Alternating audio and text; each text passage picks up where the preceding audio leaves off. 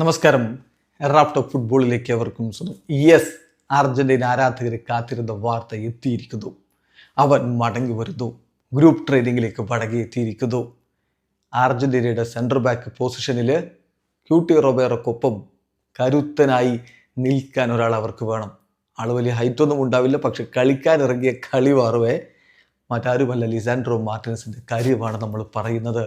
Lisandro Martinez ഇതാ മടങ്ങി വരവിൻ്റെ തൊട്ടരികിലാണ്.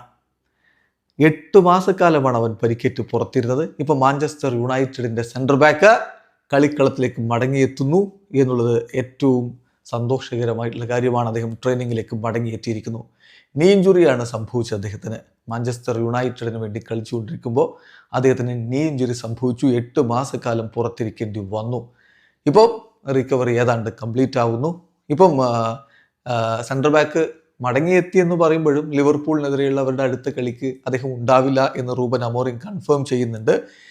ഏതായാലും അദ്ദേഹം ബ്രൈറ്റനെതിരെയുള്ള മത്സരമാകുമ്പോഴേക്കും തിരികെ എത്തും എന്ന് തന്നെയാണ് നമ്മൾ പ്രതീക്ഷിക്കുന്നത്. അപ്പോൾ ലിസാൻഡ്രോ മാർട്ടിനസ് എന്ന് കളിക്കളത്തിലേക്ക് എത്തുമെന്ന് ചോദിച്ചാൽ when Manchester United host Brighton, ആ ഒരു മാച്ച് നടക്കുന്നത് ഒക്ടോബർ 25-നാണ്. അപ്പോഴേക്കും അദ്ദേഹം മടങ്ങിയെത്തും എന്ന് പറഞ്ഞാൽ അടുത്ത നവംബർ മാസത്തിൽ അർജന്റീനയുടെ കോളപ്പിലേക്ക് ലിസാൻഡ്രോ മാർട്ടിനസിനെ വിളിക്കാൻ കഴിയും ലയണൽ സ്കലോനിക്ക് എന്ന് വേണം മനസ്സിലാക്കാൻ.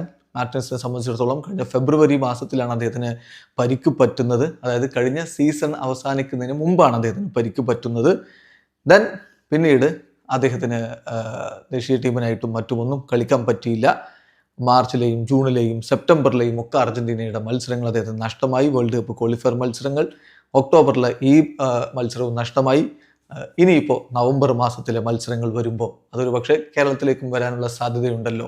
അപ്പോൾ ആ മത്സരങ്ങളിലൊക്കെ ലിസാൻഡ്രോ മാർട്ടിനസ് ഉണ്ടാകും എന്നുള്ളതാണ് ആരാധകർക്ക് വലിയ പ്രതീക്ഷ നൽകുന്നത്. വീഡിയോ അവസാനിക്കുന്നത്. ഫുട്ബോൾ ലോകത്ത് കൂടുതൽ വിശേഷങ്ങളുമായി റാഫ്റ്റോക്സിൽ എത്താം.